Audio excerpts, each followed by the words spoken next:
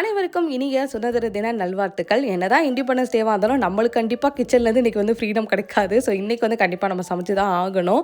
இன்றைக்கி ஆடி மாதத்தோட கடைசி வெள்ளி போல் எனக்கு வந்து ஃபஸ்ட்டு தெரியவே தெரியாது. அத்தை காலைல எழுந்து ஒரே பரபரப்பாக வந்து சாமி கும்பிட்றதுக்கு எல்லாமே ஏற்பாடு பண்ணிகிட்டே இருந்தாங்க. எப்போவும் ஈவினிங் தான் வந்து பரபரப்பாக இருக்கும். ஏன்னா பக்கத்தில் வந்து கோயிலில் கூழ்லாம் வந்து காய்ச்சுவாங்க. அதனால் ஈவினிங் வந்து எப்போயுமே வீட்டில் வெள்ளிக்கிழமை வந்து இந்த ஆடி மாதம் பயங்கர வந்து விசேஷமாக வந்து இருக்கும். பட் காலையிலேயே வந்து ரொம்ப பரபரப்பாக சுற்றிட்டு இருக்காங்களே என்னன்னு சொல்லி யோசிச்சிட்டே இருந்தேன். அப்போ தான் அத்தை வாமா சாமி கும்பிட வாமா அப்படின்ற மாதிரி கூப்பிட்டாங்க.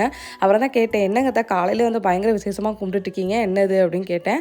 இன்றைக்கி ஆடி மாதத்தோட கடைசி வெள்ளிமா, அதான் நல்லா கும்பிடணும்னு தோணுச்சு அப்படின்ற மாதிரி சொல்லிட்டு பானக்கரம், அதுக்கப்புறம் நீர்மோர், அப்புறம் மாவிளக்கு அதெல்லாம் வந்து பண்ணியிருந்தாங்க. ஸோ நல்லா திருப்தியாக வந்து சாமிலாம் கும்பிட்டுட்டு எனக்கு நேற்றுலேருந்து இந்த கார்லிக் சீஸ் பிரெட் சாப்பிடணும் ஃபுல்லாக ஆசையாக இருந்தது. சரி கடையில் போய் சாப்பிட்டா ரொம்ப ரேட் ஆகும், அதனால் ஒரு பாக்கெட் பிரெட் பாக்கெட் நானே வீட்டில் வந்து ரெடி பண்ணிவிட்டு மச்சான் பசங்களும் வந்து லீவில் தான் இருக்காங்க. அதனால் எல்லோரும் சேர்ந்து சீஸ் பிரெட்டை வந்து சாப்பிட்டாச்சு.